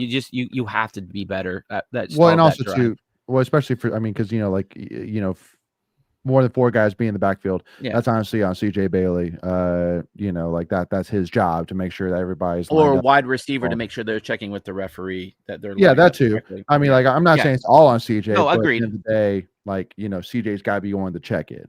Yeah. So, no, exactly. But again, loving the 1 turnover. That's huge. It's huge For sure. Huge. It's huge. If you're not beating yourself, you give yourself a chance, especially when you're trying to come back in these ball games that you're down, right? Like you can't. Yep. We haven't had a knock on wood. We haven't had a turnover in a crucial moment. One of the things I kind of wanted to shout out to was Sean Brown and Caden Fordham. I thought they played some of their best ball on Thursday. Sean Brown was everywhere. I don't know. Have they announced their? Let me see if the ACC. I'm just curious. Keep talking. Real quick while you do that, Chilton actually says the legal formation was crap. He was on the line. So was he? Yeah, I couldn't see from where I was at. Me neither. But obviously, and it's kind of one of those things as well where, let's put it this way: if Chilton, like you're saying, if the legal formation was crap, more likely what that means is that whoever it was that wasn't, because again, they don't necessarily call out a certain player, but just say more than 4 guys in the backfield. Whoever was supposed to be on the line didn't do a good enough job of basically telling the ref, because basically every single time a wide receiver goes up, you're either pointing forward or you're back, and so basically you're confirming the referee, I'm forward, you got me, and then so just small thing like that. But again, it's not like it's like egregious, it's not like it's like Caleb Johnson letting a ball go into the end zone, and letting it recover. That's not like an egregious, what were you thinking? It was like that one was bad. That was really bad. Oh, I have him in one of my fantasy leagues, and he is hitting the waivers tomorrow. So, real quick, can we highlight Preacher Man about Isaiah Shirley? Yes, Isaiah Shirley, baby. So we kind of talked about him earlier, being the highest graded PFF player in all of college football this past week. He was also, no surprisingly, named as the ACC Defensive Lineman of the Week. Wow. So there you go. Yeah, most of it was covered by Georgia Tech and their big win over Clemson, rightfully so. But you know what? Actually, I have another grind my gears. This reminded me looking at this. Well, and we'll do a 2-for-1 here on this as well, because you kind of mentioned a little bit earlier, but I really want to hit on it. So I'll let you go first. You know what really grinds my gears? How are you going to have Boston College travel all the way out west and play a 10:30 p.m. kickoff? That is insane. Yeah. Well, because it's 10:30 Western time, right? No, 7:30 their time. Okay, it's 10:30 Eastern. Yeah. So they're kicking at 10:30 at night that their bodies are adapted to. Correct. Yeah. That's you're talking about a disadvantage. Like, yeah, go ahead. Yeah, Steelers fan here. Hush up. Yeah, that was. But yeah, no, I mean, like that. Again, just it's a complete fallout for sure. I'm not sure if God, what's her head coach's name? I'm totally blanking on Bill O'Brien. Bill O'Brien. Yeah. Did you know if you said anything about it? I'm sure maybe I didn't. I'm sure he was asked about it. I didn't. I wasn't that serious. So I didn't dive that much into it. I just saw that that it's because here's the thing: Stanford is not good. No, and that They're a story. That's all they are. Yeah, if that game is played in Boston, it's not even like competitive. But I think that 10:30 p.m. was a great equalizer. I mean, when State went out there, it was a 9 o'clock in the morning kick. I want to say, I felt like it was a noon game when we played out there. I mean, that's bad enough. Ideally, you would probably want to play a 3:30 or 3:30 or 4 o'clock kick there. It's not as bad, but it is what it is. It's the new norm that we're going to have to deal with.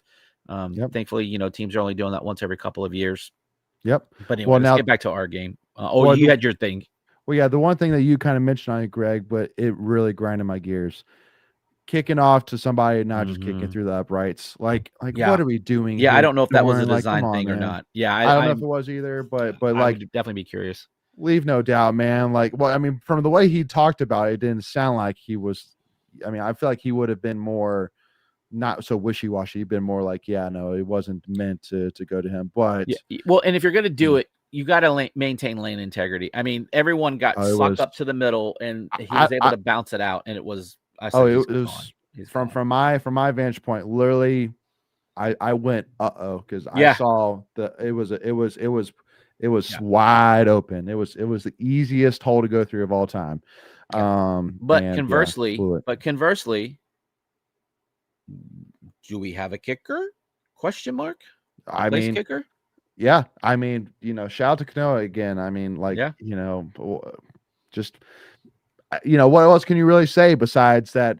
And it goes back to, okay, Doran, like, I'll trust you in an aspect. Like you said that he was better, and maybe he was better. Thankfully, it didn't bite us. Just thankfully, it didn't cost us a game, right? And it's okay. Looking back, okay, we got through the experiment. It didn't quite work. But it's good to see Vincent kind of just reclaim his title. Don't worry, Kyle. Yes, and State football is going to lose against Duke on Saturday, just like we were going to lose again to Wake. But anyway, I digress. Saw your messages. Yes, but okay, sounds good. Yeah, we're going to lose to Wake. Yeah, I mean, I know you're in here quite a good bit. So all good. Troll away. All good. Troll away. But yeah, no, I mean, shout out to Kanoa though. I mean, that was good. Huge field goal. Huge. I mean, confidence. We're talking about the confidence thing.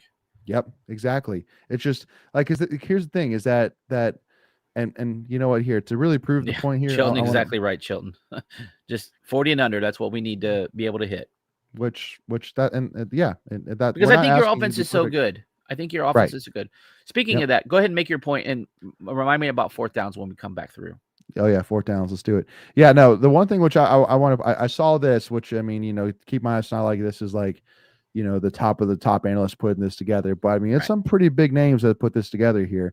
But this graphic here put together, there's a couple of names here. The biggest one being on this list being College Football Home, which has about 120,000 Twitter followers. So I mean, it's a decent following here a little bit.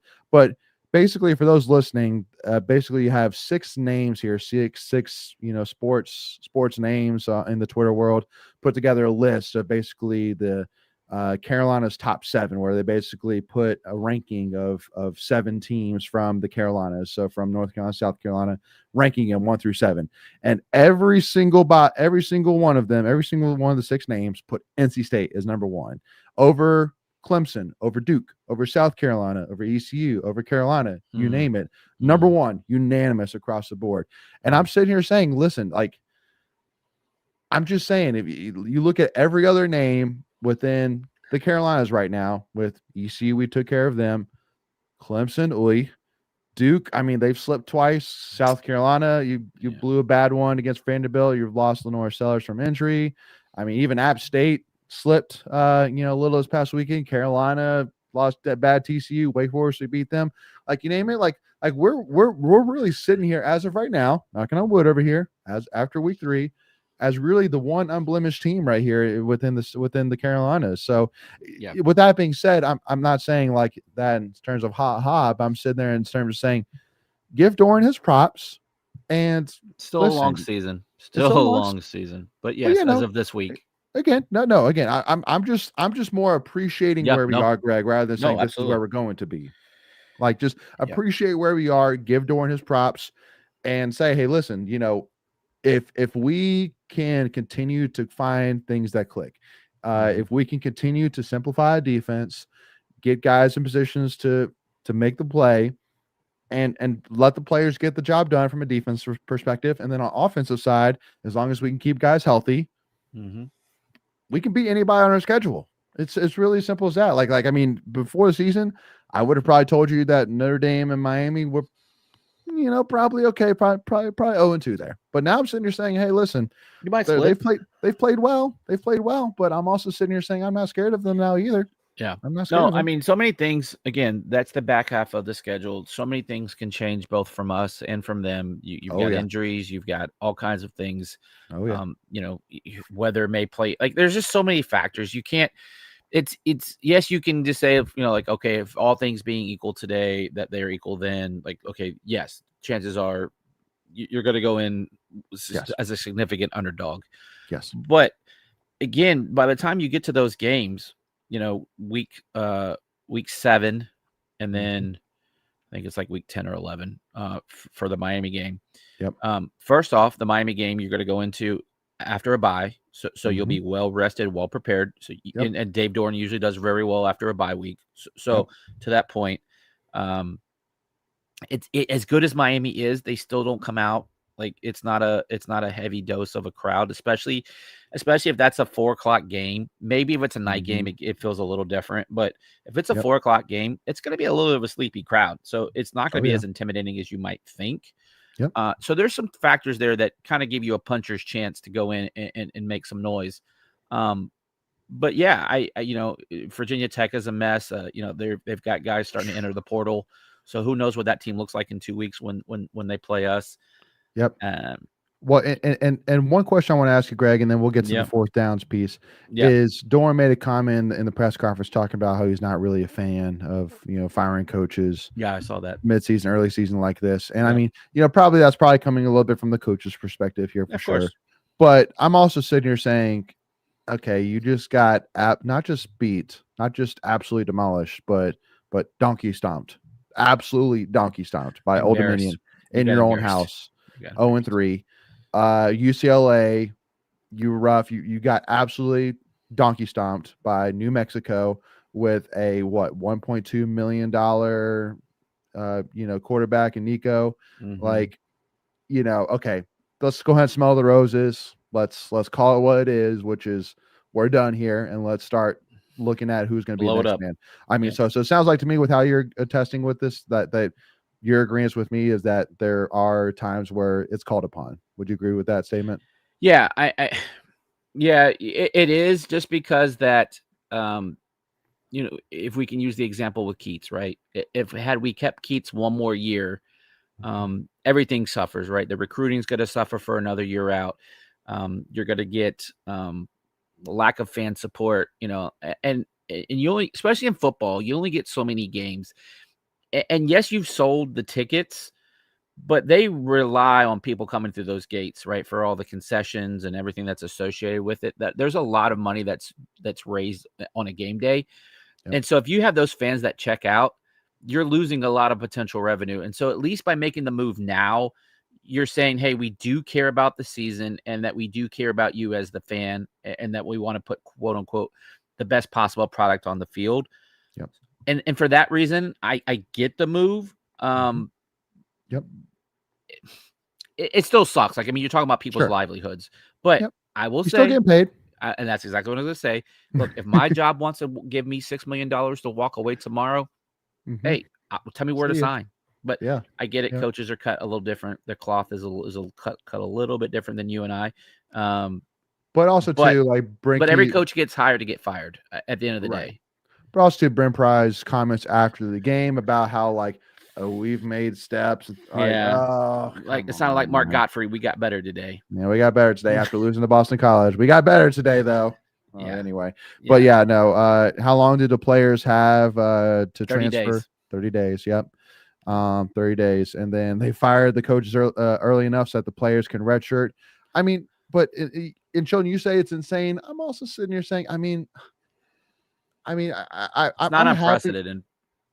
Well, and also too, I mean, like, listen, like, it's like, yes, like, the players at the end of the day made the decision, but also too is like, okay, well, I mean, I guess good for the players in the aspect of now they have that ability. Like, I'm never one to necessarily punish the players because, yeah, if you wait after the 5th game to fire the coach, then it's like, well, dang, so because especially too because you only have such a short amount of time in college, so it's just I get what you're saying. It's not great, but it's also I'm not really crazy about punishing the players though either. So, Right. So jumping into it, Greg, 4th downs, give it to me.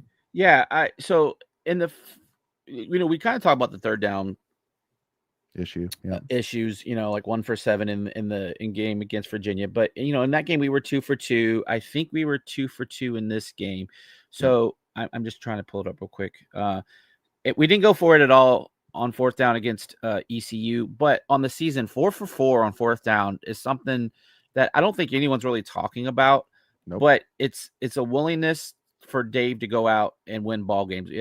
Obviously, we talked about it in week 2 from the UVA game, the big call on our side of the field, but that he has enough confidence in his offense to go and get it done when the chips are down in crucial situations on 4th down. So I just kind of wanted to mention that. It'll be something interesting to see as we move on in the season, how that goes.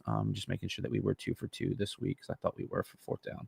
Yeah. Oh, sorry, 2 for 2 for us. Yeah, so 4 for 4 on 4th down. That's a good number. It is. And conversely, I think we're holding opponents under 50% on 4th down. So those are key moments in games where big momentum in either direction, right? So if you get it, that's a big momentum for your offense, and then if you get a stop, that's huge momentum swing for the defense, and then leading into the offense. Huge. So anyway, just kind of wanted to mention that as a random stat factoid. Yep. So now jumping into Duke here as we kind of start to wrap things up here, Greg. With Duke, here's my thing. I don't with know this what to game. make of them. Well, exactly. That's really what I mean. It really is just listen. You're probably going to get Duke's best because more likely it's going to be a team that's going to be pissed off. But also, too, NC State's going to go into this game with 2 extra days of rest, which is huge, and with opportunity to watch Duke and literally live and scout them. But also, too, as well is that I think that Doran is definitely going to have this team pissed off because, like he said today, they still have not played 4 quarters of good football. I agree. And so I think that him saying that in the press conference, that's what he's saying in those team meetings is listen, like we have been punched in the mouth early every single game so far. Like we need to lay the hammer on early, take over that stadium, and the amount of red that's going to be there, it's going to be ours to win. It's going to be big. Yeah, I really do think it. I think this is kind of going to be where the buck stops, where whoever gets the first punch is going to win this game, in my opinion. Yeah. So like you look at Duke's offense, and they're led by Mensah, Darian Mensah, who got a crap load of money to go play for Duke in the offseason. I think it was like 4 million, 6 million, something, 4 million, some big number. Again, good for him. Yep. But I mean, he's already thrown for over 1,000 yards in the first 3 weeks. Now they've been behind, and so the need to throw it has been there. Being down big to Illinois, and then Tulane last week, they've had to kind of mount some comebacks. Last week was definitely an emotional game for Mensah, having played at Tulane, and Tulane gave them their best game. I'm sure it was just as emotional for their team, and they wanted to kind of quote unquote show them up, if you will. Maybe not the best way to say that, but so 8 touchdowns, 2 interceptions. But I just don't know what Duke team you're going to get. Their defense has struggled at times. They gave up a lot of points. They had 5 turnovers against Illinois 2 weeks ago. That wasn't all on the quarterback, but it wasn't great.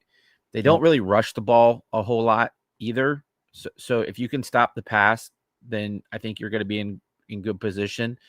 Now, conversely, we have struggled against the pass, more so. So our guys will be, it'll be a tough task this week, I think. They're kind of a running back by committee team. Yep. That's true too. So I honestly, I just, to your point, I think we're going to get their best effort because they're on a 2-game losing streak. They haven't played an ACC game, so this will be their first ACC game. So Right. as far as the ACC standings go, they still have that part of the season, but Yep. it's gonna But be again, big. I still think here, though, I mean, like ESPN analytics actually gives us a 50.3% chance, which is interesting. Better than I thought, to be honest with you. Yeah, no, me too. ESPN analytics usually isn't very kind to us. I feel like NC State, so that definitely says a lot. But yeah, I mean, right now, actually, NC State plus 3.5 is -120 to -3.5 for Duke is even money. So meaning that there's a little bit of extra juice on the NC State plus 3.5, which is interesting for sure. And so really for me, it's just really. It just really comes down to, I know it's kind of like a little bit of a cop-out answer, but who wants it more? Like, I think both teams are going to want it, but just who's going to want it more? I could see this another high-scoring game on both Yes. sides. The over/under is 59.5. A little bit of the juice on the under 59.5.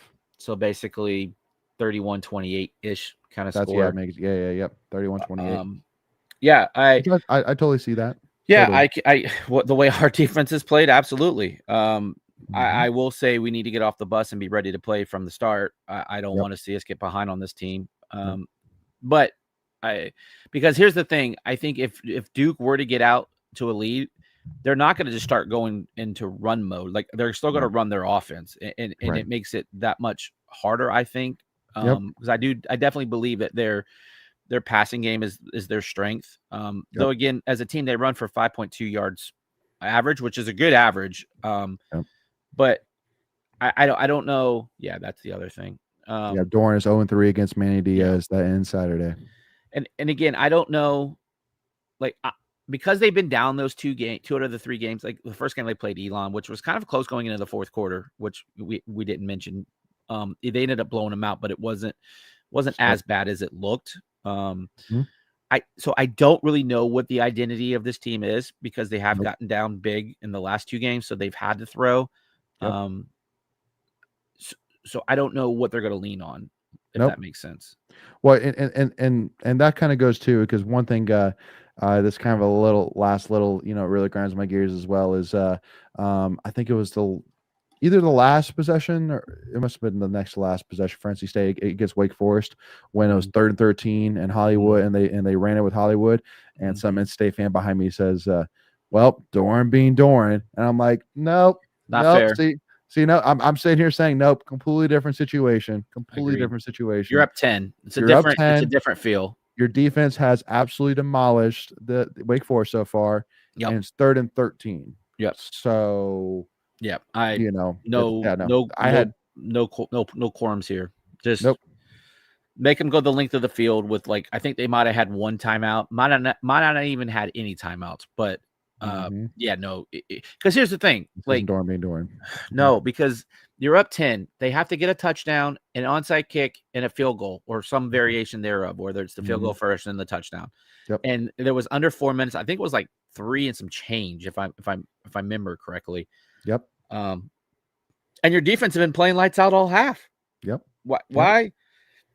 Excuse me, I got the hiccups. Why risk a turnover? Why throw a turnover? Right, because then you're a little deep in your territory, and so you're shortening the field. No, just go punt, flip the field, make them go the distance. Like, that's exactly. Or as well too. Don't throw an incomplete pass and stop the clock. So agreed. Again, I've been the one to gripe against Virginia. I've been the one to gripe against Virginia, but even then, right there, I was like, nope, no issues here. No. Again, and we've shown that one right there too. That's no screen pass on 3rd down. Stop. Oh my God, stop screen pass on 3rd downs. That needs to come out of the playbook. And here's the other thing: stop running RPOs with CJ. Like, he doesn't read it very well. It's just not his strong suit. Just unnecessary hits. I'm okay if the play breaks down and CJ wants to go get 15 yards on a scramble, because he's really good at that. But just don't. No, just give it to Hollywood if you're going to do that shit. Like, just, it's annoying. Sorry, it's like 9:50, so we're kind of after dark. But I don't like that play at all, for whatever reason. I don't know if it's just CJ I don't think it's CJ trying to be hero because that's not the way he is. But no. Maybe he's just not good at reading that aspect, because it just feels like every time we run that, it's like at best a 1 to 3 yard gain. We haven't popped one yet.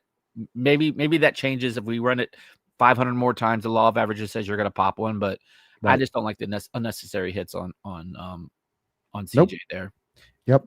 Which also too, though, as well. I mean, definitely huge props to him after getting hit on the legs, which I loved. Wake Forest fans being so, I'm like, dude, that was my heart fell out of my chest on that one. Oh yeah. No, literally Like, every All-In State fan said, oh no, CJ, come on, CJ, CJ, come on. Yeah. And he got up and he balled out tough. He was. I felt like Mickey, get up, Yeah. Rocky, get up, Rocky. Yeah, get up, Rocky. And that's why I was laughing to Wake Forest fans being like, that's honestly the most dangerous hit you can have on a quarterback right there. Super dangerous. Yeah, because ankle, knee, lower leg, the whole thing. That's yeah. I mean, there's a reason why they've taken that out of the play, out of being a legal play, and they're flagging it. Especially at that plant leg. It's the same thing for a punter, right? Like that's your plant leg. You have nowhere to go. That you're very vulnerable in that situation. Yep, like your cleats are dug in the ground. It's not going to twist easily. Like, so if the cleat doesn't twist easily, something else will. So just real quick back to Duke, just players to watch. We've already kind of talked about Mensa. Their leading rusher is Nate Shepard. Again, he's only carried it 15 times through 3 games, which is only 5 carries a game, which crazy to think. And Duke and Mensa has over 1,000 yards passing, so they're going to throw the ball like crazy. But again, because they've had to out of necessity, so I'm not sure. Like, I haven't watched enough of the games early. I've always tuned in like halfway through the game, so I don't know like what they like their first 10 plays, how they're scripted. I don't know what the ratio is. Yeah. But Cooper Barkate is their leading receiver. Dude is killing it. He's got 14 receptions for 272 yards, so he's definitely going to be a guy that we're going to have to keep our eyes on. They've got 2 guys that are almost over. So they got one over 200, one right almost at 200, and then the other guys, low 100s. So all good averages. One dude's got 2 catches for 101 yards.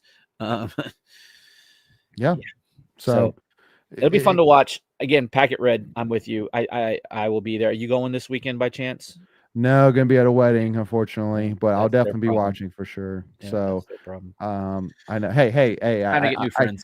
I did my part for Wake Forest, man. Hey, I made the trip out, so it was awesome. It was totally worth it. Thank God. It was. So, hey, 2 in a row there, right? We didn't talk about that. 2 in a row. We have a winning streak in Winston. Yeah, maybe in 2027 we won't say, oh man, it's Wake Forest. Right. So, right.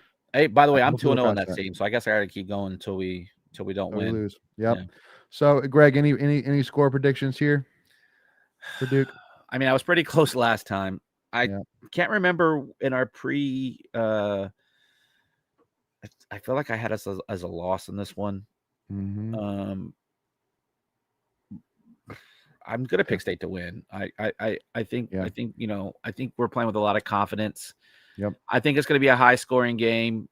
I think it's gonna be 35-24 State. Okay, so so you have it basically right at the over under, but with State Covenant spread. Yeah, I'm thinking it actually is going to be a little bit more defensive strong than I can see that. We've struggled over. Yeah. I'm actually seeing more like 27-21. I'm seeing a little bit of a grinder here, but I'm seeing NC State winning by 6. So I see. Just I don't know. I just feel like both defenses are going to go into this game with a little bit of prove it kind of aspect, but we'll see. It's going to be an awesome game here for sure. So with that being said, Wolfpack Nation, we'll wrap it up there. It's been a little bit of a long one, but it's been a fun one. I got to touch on a bunch of different things. Obviously, really highlighting a huge story today, which was Trent Hidlay winning a world championship senior gold medal, which was incredible, to say the least. Yeah, definitely up there with the all-time biggest names in state history. Trent Hidlay is 100% in that conversation, period, with David Thompson, with the Kalen Tui, you name it, Phillip Rivers. Trent Hidlay is 100% there. And also too, obviously talking in state football as well. Excited about what this team can do against Duke, And man, if we beat Duke, watch out, man. Watch out. That's all I'm saying. So real quick, it's gonna be fun. the On3 dropped their preseason top 25, and State came in at number 20. Yep, so for basketball. Yeah, for basketball. And where was Carolina? Not number 20. 25. That's right. So interesting there. Still not enough teams in the ACC represented. Nope, so I think not it's going enough. to be another struggle for the ACC. But we'll talk Agreed. about that more as we get closer to basketball season. But it's right around the corner. I just got It my is. tickets for Greensboro for both women and men. So we'll be It's there. gonna be good. Yeah. Yeah. It's almost here. So with that being said, Wolfpack Nation, if you haven't already, make sure you hit that subscribe button. It really helps us in the channel. And make sure you hit that like button as well if you would really enjoyed this conversation. And make sure you give us a follow, Tuffy Talk Now, Twitter, Instagram, and TikTok. And if you're listening to us on podcasts, iHeartRadio, Spotify, wherever you listen to us, leave us a 5-star review. Greatly appreciate that as well. But with that being said, we appreciate y'all. We love y'all. And as always, go Pack and beat Duke, baby.